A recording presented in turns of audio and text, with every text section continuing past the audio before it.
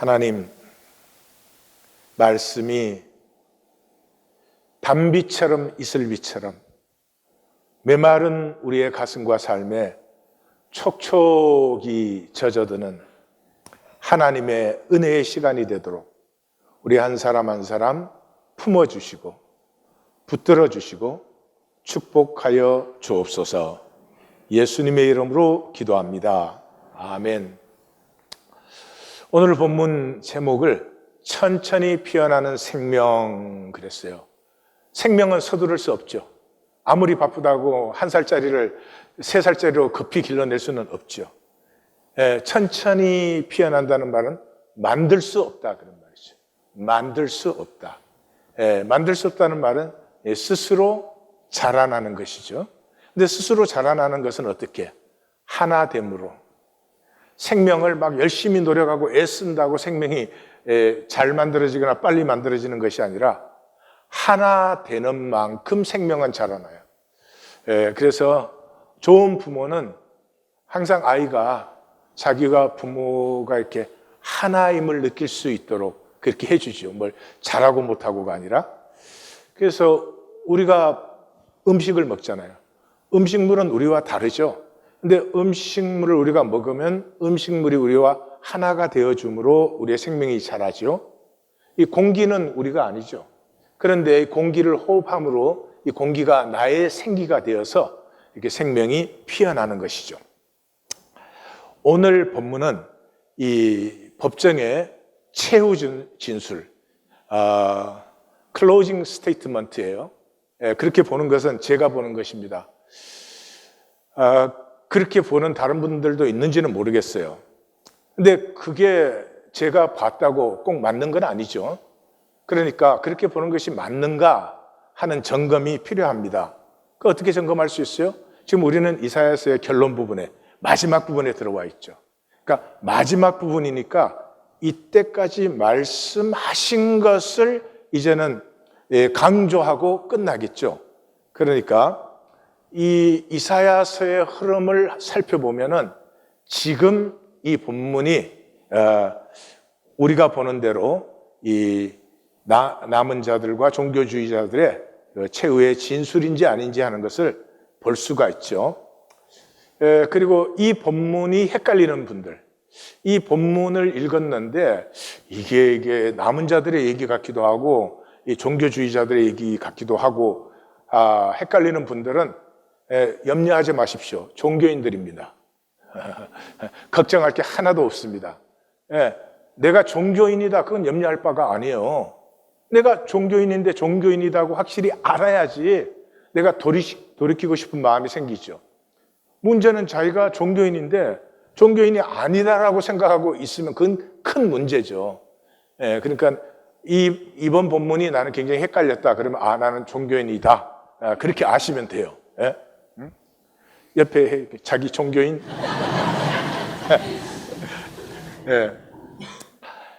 시작이 어떻게 했어요?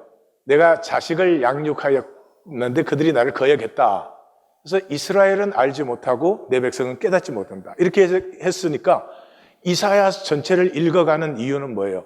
도대체 뭐를 알지 못하고 뭐를 깨닫지 못한 것이지? 이게 이사야서를 읽어가는 목적이 되겠죠?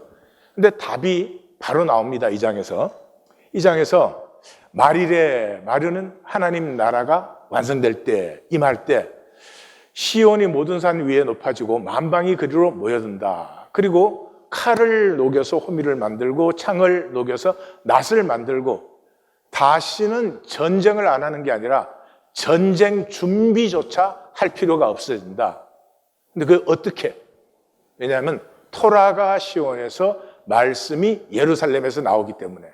다시 말하면 이 세상에서 하나님의 뜻을 완성시키는 것은 다른 것이 아니고 하나님의 말씀이구나. 우리가 몸 바쳐서가 아니고 우리가 종교생활 열심히 해서가 아니고 하나님의 말씀이 하나님의 뜻을 이루시는구나 하는 것을 우리가 이제 만났죠. 그래서 6장에 들어가면 이 백성들이 이제 멸망하고 포로로 잡혀가는 이유가 나오죠. 그 이유가 뭐예요? 이 백성은 들어도 깨닫지 못하고 보아도 알지 못하기 때문에. 그래서 멸망시키고 포로로 보내서 새롭게 해서 데리고 오는 수밖에 없다 하는데 그것을 깨닫지 못하고 보아도 알지 못한다. 그러니까 종교인들의 모습이요. 듣긴 다 듣고 이해는 다 하지만 절대로 깨닫지 않고 보지 않아요. 그래서 그럼 도대체 뭐를 깨닫고 보아 알게 하느냐 하는 것이 나오죠. 7장에 임마누엘이 3번 나오는데 임마누엘 한가운데에 천천히 흐르는 실로아의 물이 나와요. 그리고 9장에서는 한 아기가 태어나요. 근데 그 어깨에는 정사를 메었고 전능한 하나님, 영존하는 아버지, 평강의 왕이라 일컬음을 받아요. 근데 그러한 사람, 그러한 인격이 어디에서부터 피어나요? 한 아이가 태어나죠. 그래서 생명이 성숙함으로 저렇게 되는 거죠. 그러니까 눈치가 빠른 사람은 이사야서는 또 성경 전체는 하나님의 생명을 우리에게 주시고 그 생명이 어떻게 천천히 흐르는, 그래서 인격이 성숙하고 생명이 장성하는가 하는 것을 얘기하는구나. 눈치챌 수 있어요. 그래서 11장 가면은 또 뭐라고 해요? 싹으로 말해요. 싹. 이새 줄기에서 한 싹이 돋아나서 그 싹에 여호와의 영이 임하면 지혜와 총명과 모력과 지능과 지식의 신이 임하여서 여호와를 경외하게 된다. 여호와를 경외하면 여호와의 뜻이 이루어지겠죠. 한 아기, 한 싹, 전부 생명이에요. 생명은 천천히 흐르는 실로아의 물이지. 이걸 조작할 수 없고 만들 수 없고 그럴 수 없다. 그래서 이 전반부에 이 마지막 결론 부분에 들어가기 전에 30장에서는 그래서 돌이켜 조용히 있어야 구원을 얻고 잠잠하고 신뢰해야 힘을 얻는다. 대저 여호와는 의의 하나님이시기 때문에 그를 기다리는 자가 복이 있다. 그러니까 하나님께서 의로운 섭리로 인도하고 계시기 때문에 그걸 신뢰하는 사람은 이루어지기를 잠잠히 기다릴 수 있죠.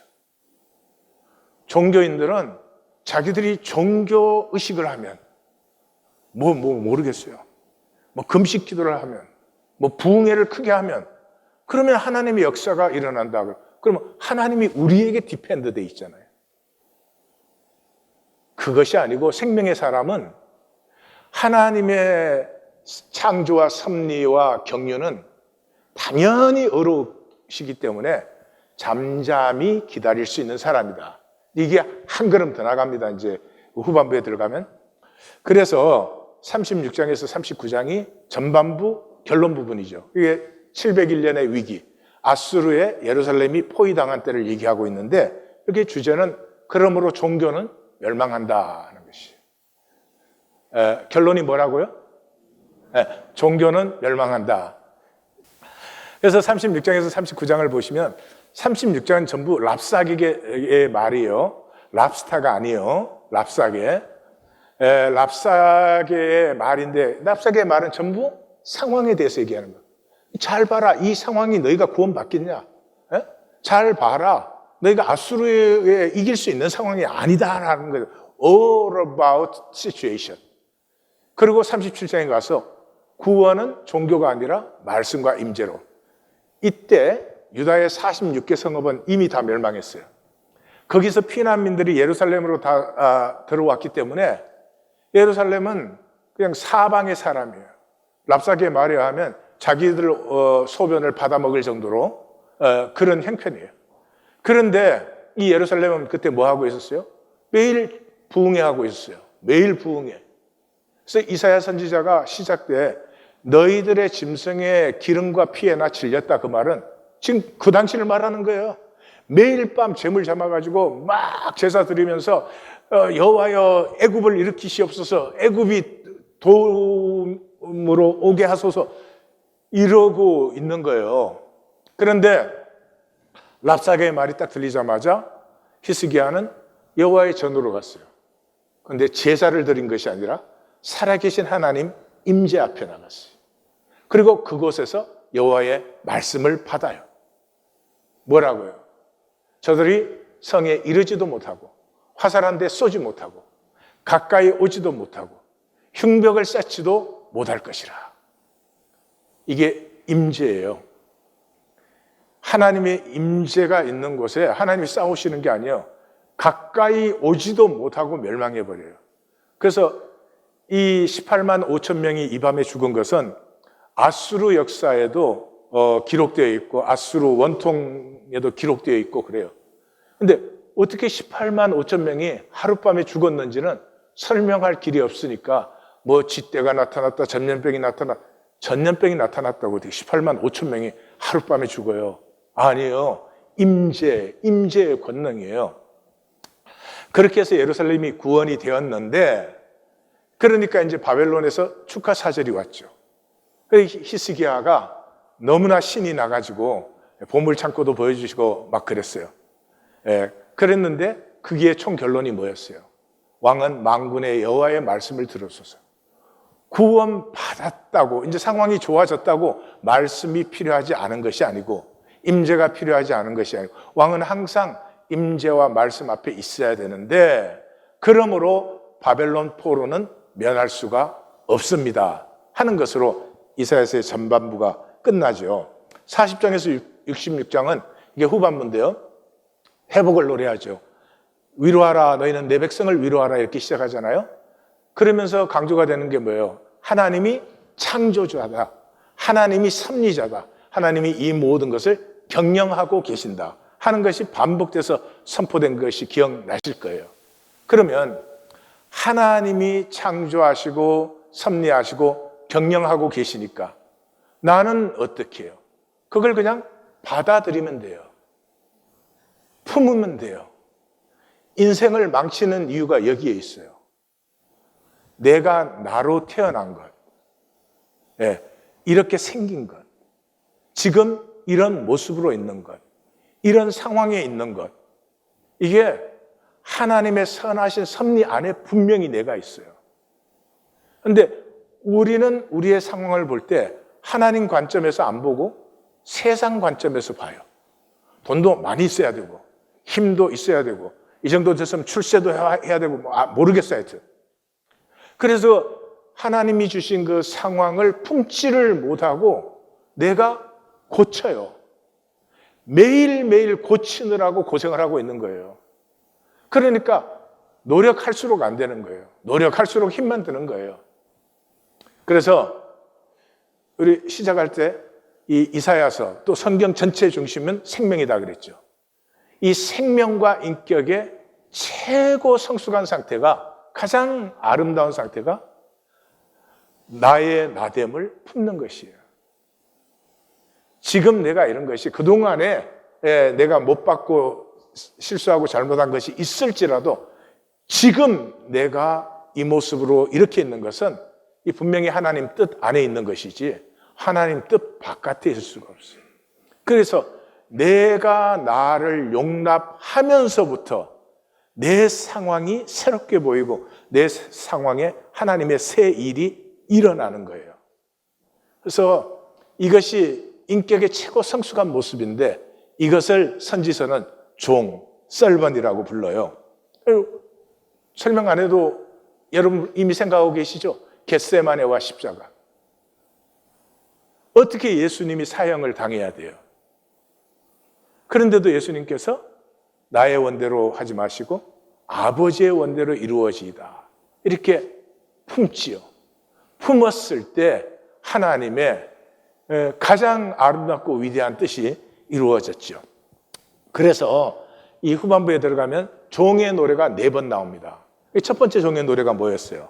그는 외치지 않으며 목소리를 높이지 않으며 거리에 들리게 하지 않으며 상한 각대를 꺾지 아니하며 꺼져가는 등불을 끄지 아니하고 의를 세운다. 무슨 말이에요? 이 상황을 품는 사람은 강요하지 않아요. 강요하지 않아요. 우리는 가족이 되어서도 강요해요. 근데 최소한도 이렇게는 해야 되는 거 아니야, 뭐 이렇게. 이 강요하지 않는다는 것은 사람에게 굉장한 용기와 자유를 허락합니다. 실패해도 이 사람 반드시 성공하게 되는 것이. 근데 우리는 어떻게 그렇게 강요를 하는지 몰라요. 그리고 상한 갈대가 아니고 싱싱한 갈대가 상할 것처럼 보이면 벌써 난리가 나. 근데 상한 갈대도 안 껐고 꺼져가는 등불도 끄지 않아요. 이것이 생명이다. 이것이 아름다움이다. 이것이 신비다. 두 번째 종의 노래는 내 입을 칼같이 만드셨어요. 그리고 나는 하나님 손권을 아래 숨기시고 나는 날카로운 화살로 만드셔가지고는 화살통에다 감추었대요. 그러니까 다른 방법들은 다 덮어 못 쓰게 하고 딱 한 가지, 내 입을 칼같이 말씀으로 살게 하셨다. 그래서 이 종에게 중요한 것은 지금 상황이 어떠냐, 여기서 내가 뭐를 할 수 있느냐, 뭐 어떻게 해야, 이런 게 전혀 아니에요. 말씀이 나를 어떻게 인도하는가 하는 것이 가장 중요한 일이에요. 그래서 세 번째 종의 노래는 이 사람들이 나를 때리면 등을 맡기고 수염을 뽑으면 뺨을 맡기고 모욕해서 침을 뱉으면 그걸 가리지 않는다. 왜? 아침마다 깨우치시니까. 학자같이 깨우치시니까. 뭐를? 말씀을. 그래서 내 길을 여셨기 때문에 내가 거역하지도 물러가지도 않는다. 내가 이 땅에 살면서 고난과 모욕을 받아도 우리 모두는 크고 작아도 고난과 모욕을 받아요. 예, 별 볼일 없는 고난과 모욕을 계속 받는 것은 좋지 않은 일이에요. 왜냐하면 인격 수준대로 오니까. 예수님은 엄청난 고난과 엄청난 모욕을 받으셨죠. 인격의 그릇이 크니까. 맨날 뭐 제가 나 흉봤대, 뭐 제가 나 씹었대, 뭐 그러다 그렇게 살다 가면 안 돼요. 그건 정말 슬픈 일이에요. 내 귀를 여셨어. 말씀이 열렸기 때문에, 깨우쳤기 때문에 내가 상황이 어떠냐에 더 이상 종노릇하지 않는다. 그리고 그래서 마지막 파이널 이 셀번송이 뭐예요? 그가 찔림은 우리의 허물 때문이요, 그의 상함은 우리의 죄 때문이에요. 그가 징계를 받음으로 우리가 평화를 누리고 그가 채찍에 맞음으로 우리가 나음을 얻었다. 우리는 다 양 같아서 각기 제 길로 갔거늘 여호와께서는 우리의 죄악을 그에게 담당시키셨도다. 생명의 목적이에요. 이렇게까지 되었을 때가 하나님이 생명을 창조하시고 나에게 생명을 주신 목적이 이루어진 것이에요. 단순히 뭐 고난과 모욕당하는 것을 받는 정도가 아니라 저가 나에게 죄를, 저가 나에게 악을 행했는데 얼마나 아프면 저 죄를 행했을까? 악을 행했는데 얼마나 삶이 힘들면 내게 행악을 했을까? 이 생명이 열린 것이지. 이 생명이 열림 앞에는 죄와 악의 권세가 소멸되어 버립니다. 그래서 총 결론이 뭐예요? 너희 목마른 자들아 물러 나오라. 돈 없는 자도 오라. 나와서 돈 없이 값없이 포도주와 젖을 사라. 어찌하여 양식 아닌 것을 위하여 언을 달아주며 배부르게 하지 못할 것을 위하여 너희가 수고하느냐? 너희는 내게 듣고 들으라. 말씀 쉐마가 강조됐죠. 이 말은 이때까지 흐름으로 보면 뭐예요? 종교생활 끝내라. 구원하지도 못하고 행복하지 않지 않니? 행복하게도 못하고 권세가 있게 만드는 것도 아닌 종교생활을 왜 그렇게 열심히 해? 종교생활 끝내고 뭐 하라고요? 듣고 들으라, 귀를 기울이라, 나와 들으라. 쉐마가 쌍으로 3번 강조되어 있죠. 왜요? 내 생각은 너희 생각보다 다르고 내 생각은 너희 생각보다 높기 때문에 반드시 열매를 맺는다. 그래서 내 말씀은 헛되이 내게로 돌아오지 않고 나의 기뻐하는 뜻을 이루며 내가 보낸 일에 형통함이라. 내가 보낸 일이 뭐예요? 생명을 장성케 하는 거예요. 왜 하나님 믿어요? 생명을 장성케 하기 위해서. 왜 교회당 나와요? 생명을 장성케 하기 위해서.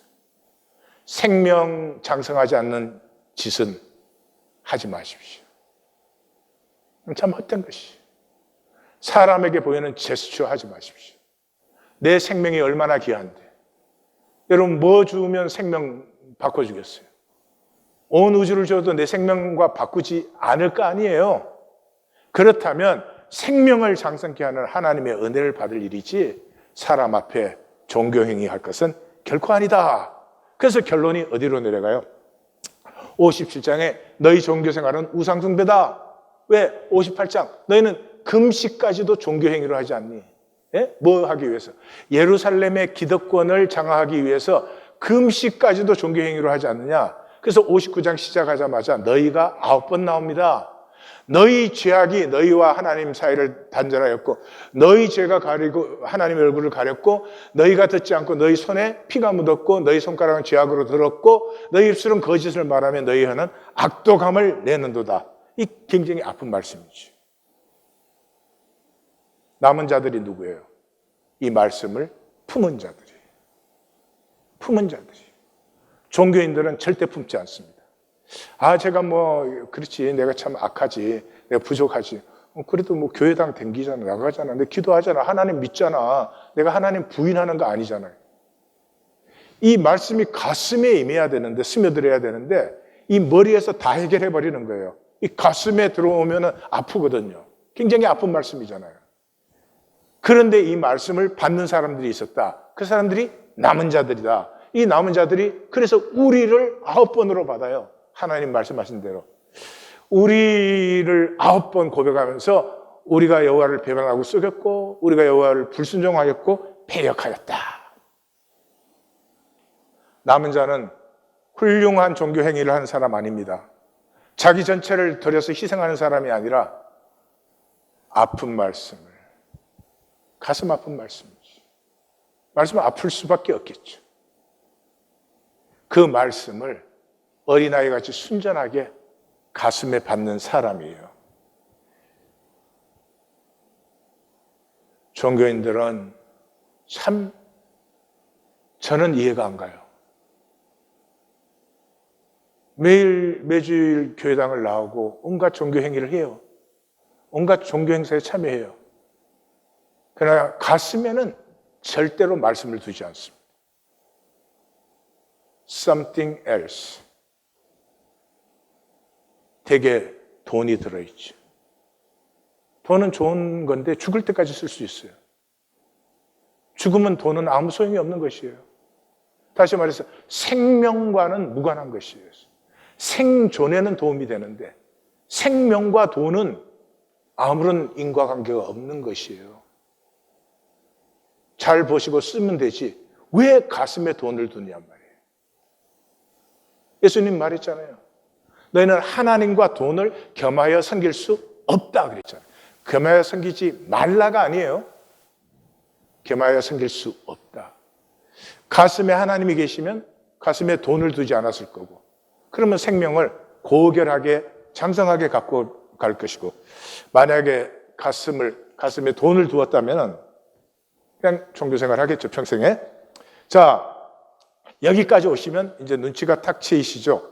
신약이 왜 종교와 말씀의 충돌인지. 신약 성경은 말씀이신 예수님과 이 예수님을 죽인 종교와의 충돌이었죠. 예, 이게 선지서에서 시작된 것이죠. 자, 본문은 종교주의자들의 최후 진술의 시작이에요. 다음 주에 이제 우리가 마감을 보겠지만 주여 하늘에서 굽어 살피시며 여기 하늘은 느헤미야가 기도할 때 하늘의 하나님 그렇게 기도하는데 그것은 이제 포로지에 갔기 때문에 하나님이 더 이상 이스라엘에 국한된 것이 아니라 온 땅의 하나님이라는 뜻에서 universalize, 보편화되신 하나님으로 하늘에 계신 하나님 그랬어요. 여기에 하늘에서 굽어 살피사는 그런 보편화가 아니에요. 왜요? 근데 설명이 나오잖아요. 주의 거룩하고 영화로운 처소에서 보옵소서. 그러니까 하늘은 거룩하고 영화로운 곳이에요.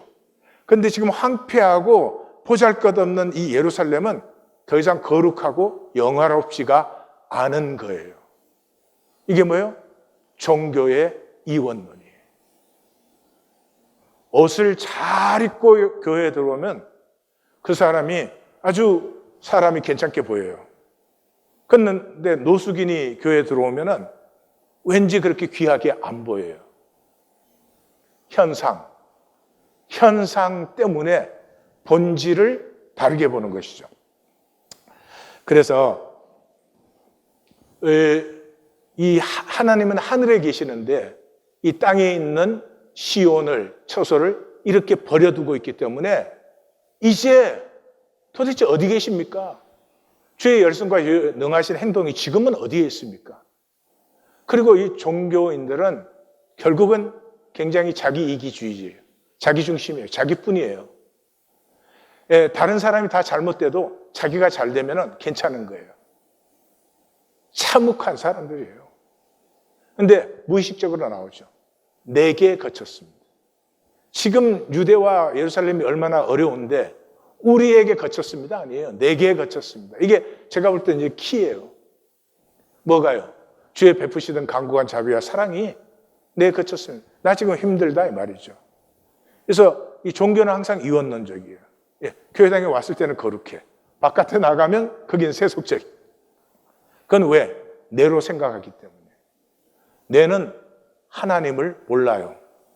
다시 말씀드려요. 내는, 우리의 생각은 하나님을 몰라요. 내가 이해할 뿐이지. 하나님에 대해서 이해할 뿐이지. 야다라는 말이 성경에 알다는 말인데 야다라는 말은 하나라는 뜻이에요. 하나이기 때문에 아는 거예요. 다시 말해서 지식의 대상이 아니에요. 내가 너를 아는 것, 너를 대상화시켜서 아는 그런 것이 아니고 너가 나 자신이기 때문에, 예, 너가 나됨이기 때문에. 말이 좀 이상한데 자식과 부모가 이런 사이예요. 이 자식을 제일 모르는 게 부모예요. 제가 청소년 목회할 때 보면은 하여튼 부모님하고 얘기를 해보면 딴 애 얘기하고 있는 것 같아요. 자기 자식을 제일 모르는 게 부모예요. 그런데 제일 잘 아는 게 부모예요. 그건 무슨 말이냐? 이해를 못해도요, 자식이 아프면 부모가 아파요. 자식이 기쁘면 부모가 기뻐요. 이게 아는 거예요. 하나님에 대해서 나불나불 되는 게 아니고 성경 지식을 가지고 떠드는 게 아니고 하나님이 아프실 때 내 가슴이 아픈 것, 하나님이 기쁠 때 내 가슴이 기쁜 것, 이것이 하나님을 야다로 아는 것이에요. 그래서 예수님이 그 제자를 하고 있을 때 그러잖아요. 나를 본 자는 아버지를 보았지. 내가 아버지 안에 있고 아버지가 내 안에 있지. 야, 내 말이 내가 스스로 하는 게 아니야. 아버지가 내 안에 있어서 아버지 말이 내게서 나오는 거야. 나와 아버지는 하나야. 그랬더니 종교인들이 돌로 치려고 했어요. 왜냐? 종교인은 항상 나와 하나님을 구별시켜서 대상화시켰거든요. 그러니까 나와 하나님이 하나다 그러니까 이거 뭐 이런 불경건이 세상에 없지. 그러니까 아무것도 모르는 거지. 내가 지금 숨 쉬고 있잖아요. 하나님이 나와 함께 안 계시면 내가 어떻게 숨 쉬나? 내가 말하고 뭐 생각하고 하잖아요. 하나님 나와 함께 하시지 않으면 내가 마른 풀보다도 못하지. 이 종교인들을 좀 보세요. 그래서 그날에는 뭐예요? 모든 것이 이루어지는 날에는 내가 아버지 안에, 너희가 내 안에, 내가 너희 안에 있는 그 서로 안에 있다는 게 뭐예요? 서로가 하나 되는 것. 이것이 이 하나님의 모든 목표요, 목적이다. 그래서 나의 계명을 지키는 자라야 나를. 번역이 정말 너무 재미가 없어요. 계명을 지키는, 이게 종교인이니까 저렇게밖에 번역이 안 되는 거죠. 예, 하나님을 사랑하면 하나님의 원리가 내 속에서 역사하게 되어 있는 거죠. 이 사랑이라는 단어가 4번 나오잖아요. 그러니까 우리가 서로 사랑하는 사이, 서로 안에 있는 사이가 되면 같은 원리가 작용하고 있는 것이야 하는 것이, 우리 보고 계명 지켜달라는 얘기가 아니죠. 그래서 이 세상에서 제일 불쌍한 사람이 종교인이에요. 말씀드리기 미안하지만 종교인이 너무 불쌍해요. 이 사람들은 하나님을 아는 것과 하나님의 일을 하는 걸 뇌로 해요. 뇌는 생각과 상황뿐이에요. 상황에 react, 반응하는 것이 생각이거든요. 그러므로 뇌는 본질과 영혼을 몰라요.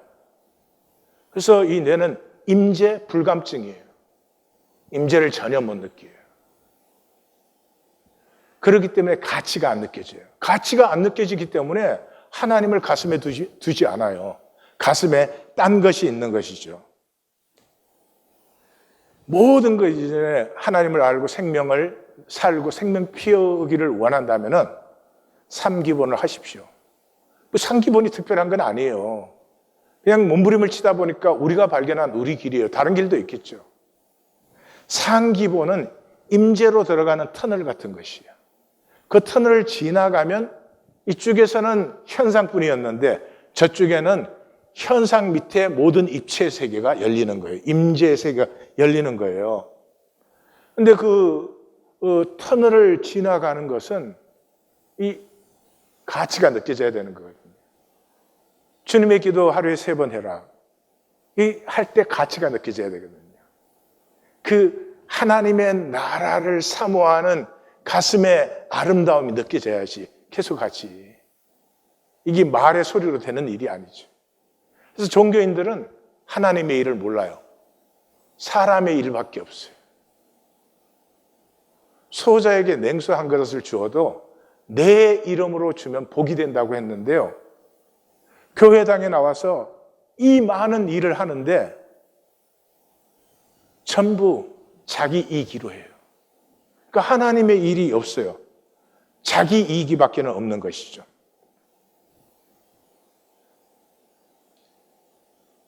전 목회 내내 그런 생각을 너무 많이 했습니다. 이 기독교라는 종교가 얼마나 많은 사람을 배려 놓았는가. 여기 들어와서 다 거짓되거든요. 다 거짓되잖아요. 근데 그 거짓 속에서 하나님은 진실을 피우는데 그건 안 보이거든요. 그래서 교회당 안에 들어오면 그때부터 본격적으로 아주 거짓 노릇을 합니다. 그 왜 그럴까? 불쌍하고 안타까워요. 제가 몸살이 났는데 다음 주가 은퇴인데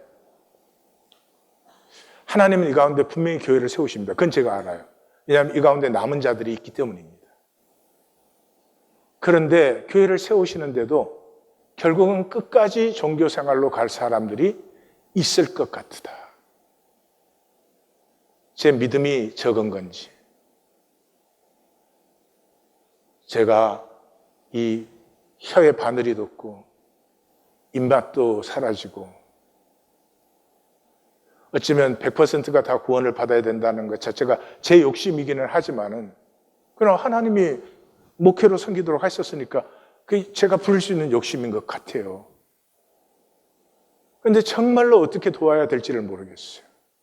지난주, 이번 주, 다음 주까지 세 본문은 양편의 최후 진술이에요. 양편의 가슴이 나타나는데요. 이걸 보고도 계속 종교 생활을 한다.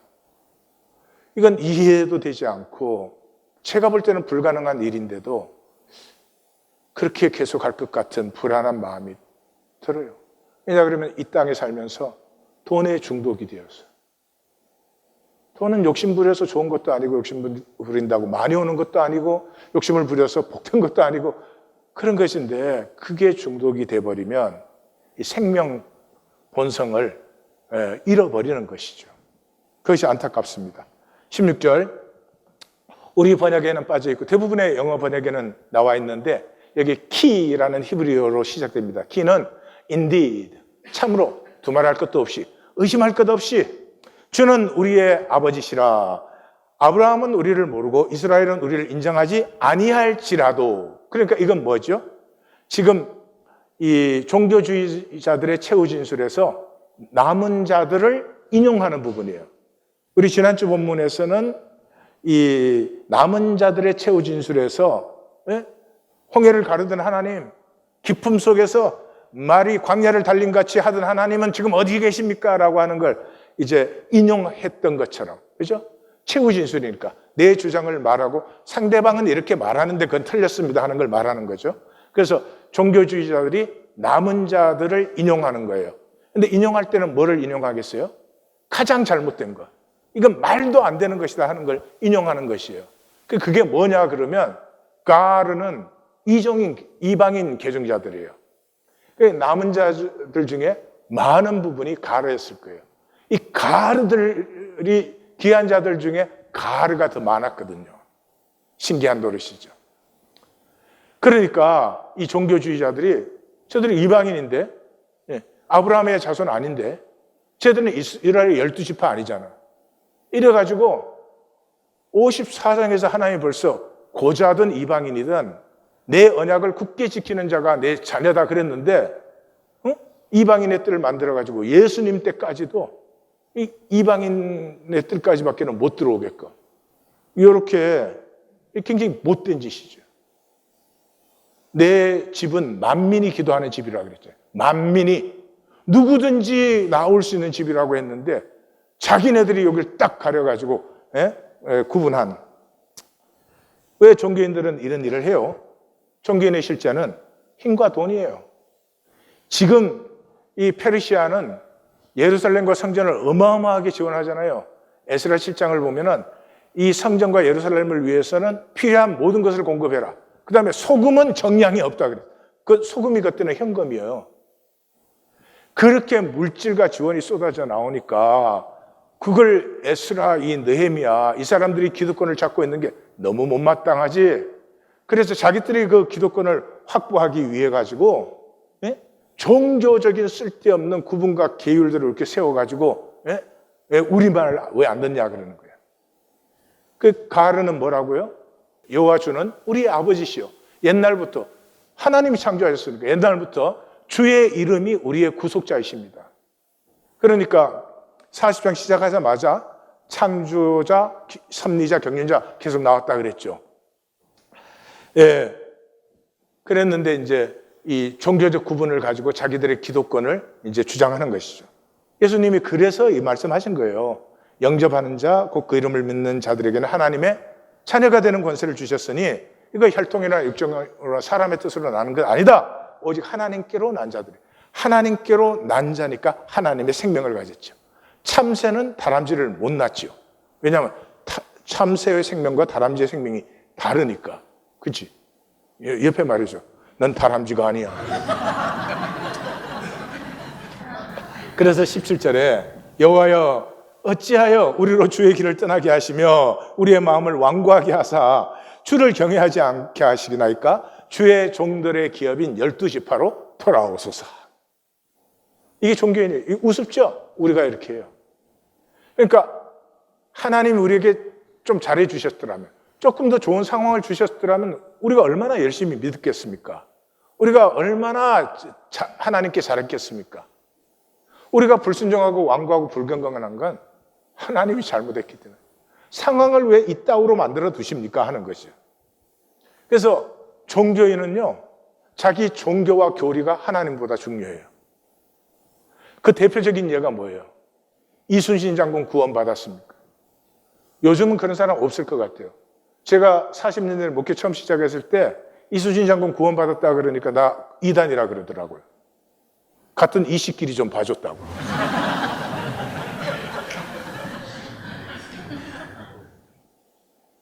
아니 제정신으로 보면 이순신 장군의 인격과 자기 인격을 보면 이게 비교가 돼? 어느 쪽이 구원받은 인격이야. 그런데 이게 종교적으로 가스라이딩이 되니까 교리적으로 따지니까 자기는 교회당 다닌다고 구원받고 이순신 장군은 구원을 못 받았대. 이런 전도가 일어나는 거예요. 그래, 왜 그러냐 그러면 종교인은 주를 고백해요. 고백하는데 주체가 나요. 내가 배우고 듣고 알고 확신해가지고 내가 고백하는 거예요. 성령님이 아니에요. 그러니까 내가 내 종교 행위를 하는 거예요.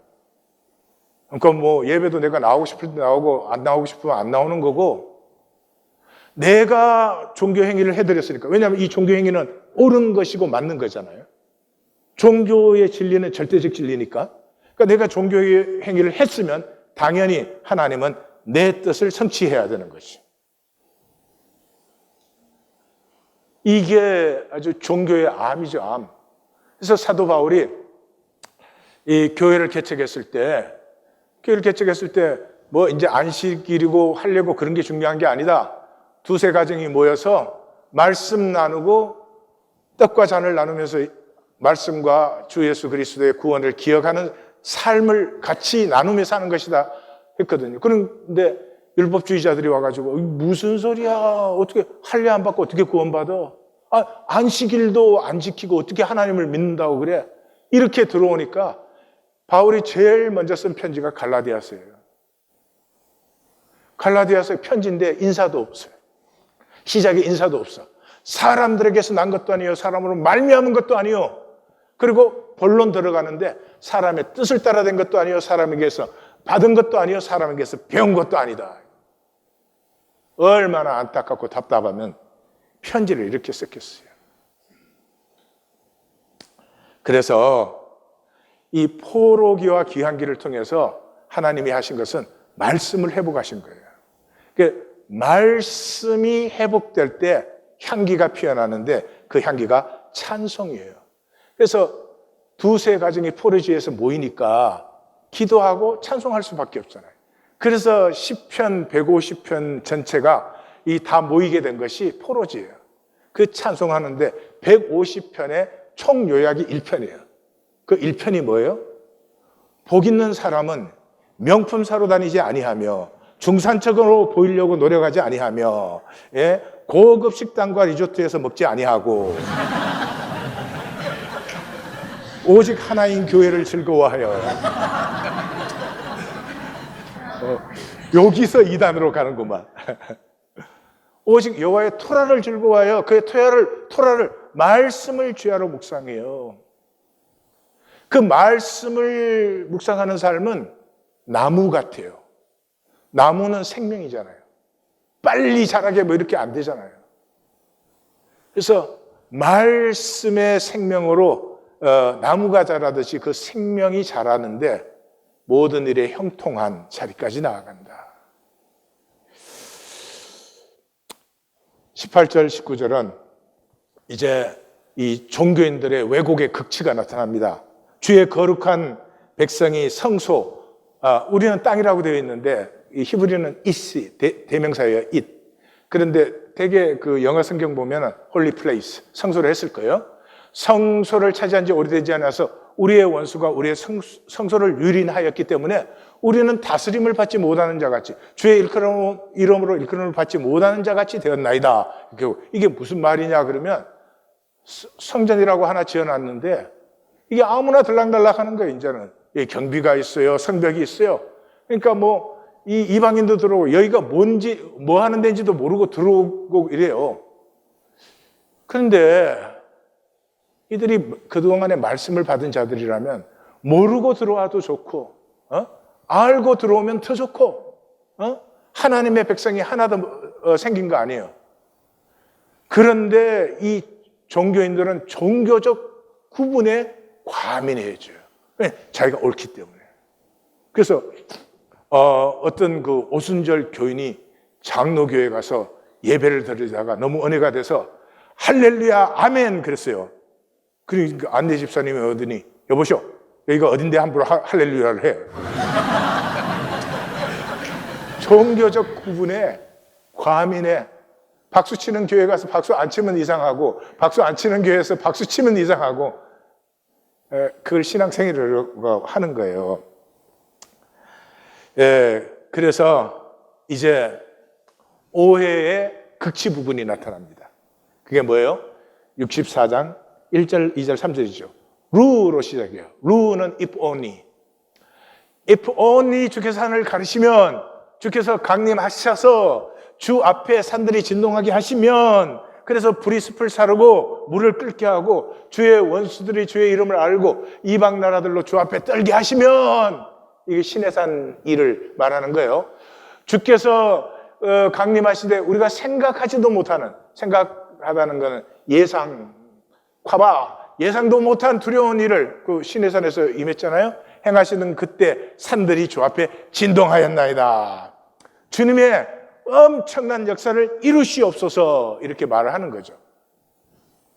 근데 사실은 하나님이 역사라는 게 하나님의 영광을 위해서가 아니고 자기들의 주도권을 잡으려고.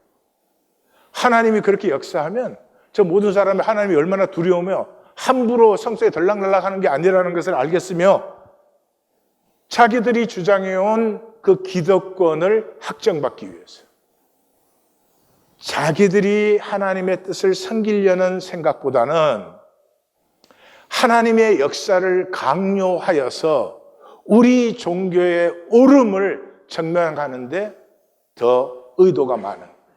그래서 종교인들은 하나님을 높이지만 실제로는 자기들이 높아져요.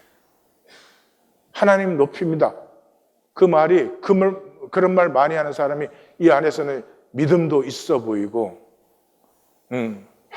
뭐도 또 있어 보이고. 이 종교인들은 천천히 흐르는 실로아의 물을 전혀 몰라요. 생명 때문에 하나님 앞에 나오는 게 아니에요. 자기들은 종교적 구원 받았고, 자기는 종교적으로 죽어서 지옥 안 갈 거라고 생각. 지금 지옥을 사는데 무슨 뭐 가고 안 가고가 어디 있나? 생명을 버린 곳이 지옥이에요. 이 사람들은 열쇠를 버린 사람들이지. 종교인들은 이런 말을 합니다. 나는 욕심으로 살고 내가 종교로 살지만 그러나 하나님은 나를 사랑하신다. 맞는 말이에요. 맞는 말이에요. 그러나 그까지는 자기 정당화예요. 자기 논리예요. 그걸 정말로 믿는 사람이라면 그 사랑을 받으라고. 그 사랑을 받으면 자기 가슴이 깨어지고 자기가 새로운 삶을 살아야 되는 걸 알죠. 그렇기 때문에 사랑은 절대로 안 받습니다. 왜? 사랑 받으면 내 마음대로 못하니까. 종교인들은 열쇠를 버린 사람들이에요. 무엇을 위해서? 자기 정당화를 위해서. 결론을 내립니다. 선지서뿐만 아니라 성경 전체에서 신앙의 목적은 생명 장성이에요. 하나님이 우리에게 믿음을 주신 것은 하나님이 우리에게 생명을 주시고 그 생명이 장성하도록. 근데 시작할 때 그랬죠. 생명이 자라는 것은 우리가 만들 수 있는 게 아니라고. 하나됨으로 스스로 피어나는 것이에요. 그래서 말씀을 품음으로 말씀과 하나 되는 만큼 생명이 장성해지는 것이지, 내가 장성한 사람이 되는 것도 아니고 장성함을 만들 수 있는 것도 아니고 그래요. 사람들이 이런 말을 하더라고요. 지옥은 없다. 왜냐하면 지옥이 있으면 하나님이 실패한 것이니까. 그러니까 종교인들은 정말 말리기가 힘든 사람이다, 그런 생각이 들어요. 지옥이 완전의 완성이에요. 하나님이 우리를 창조하시고 우리에게 다스림의 권세를 주었잖아요. 하나님의 다스림을 우리에게 위임했어요. 모든 것 우리 마음대로 하잖아요. 마음대로 하시잖아요. 그런데 그 다스림의 권세를 하나님이 취소할 수가 없죠. 무조건적으로 주신 하나님의 은혜예요. 그러니까 그걸 만약에 폐하면, 취소하시면 하나님이 하나님 되심을 취소하시는 것이. 그러므로 우리가 그 다스림의 권세로 단절과 이기를 선택했으면 그것이 영원한 것이에요. 그것이 무적행이에요. 한 번도 생명을 피우지 아니하고 화상의 껍질만 맞는 것이죠. 예수님은 그래서 하늘 그대로라고 표현했어요. 이 단절과 이기의 삶은 무기력합니다. 생명을 버리기 때문에 무기력합니다. 욕심만 부리지만 되는 것은 아무것도 없습니다. 결코 행복하지 않습니다. 그런데도 종교 생활을 계속한다는 것은 마귀의 속임이 없다면 이럴 수는 없을 것이다. 말씀의 결론 부분이 선포되었습니다. 깨어나시기를, 내 길을 아침마다 깨우치사. 하나님의 섭리를 고난과 모욕은 물론이고 나에게 죄와 악을 행하는 자까지도 그 아픔을 품을 수 있는 장성한 생명의 섭리를 누리시기를, 교회가 되시기를 우리 주님의 이름으로 축원합니다. 기도하십시다.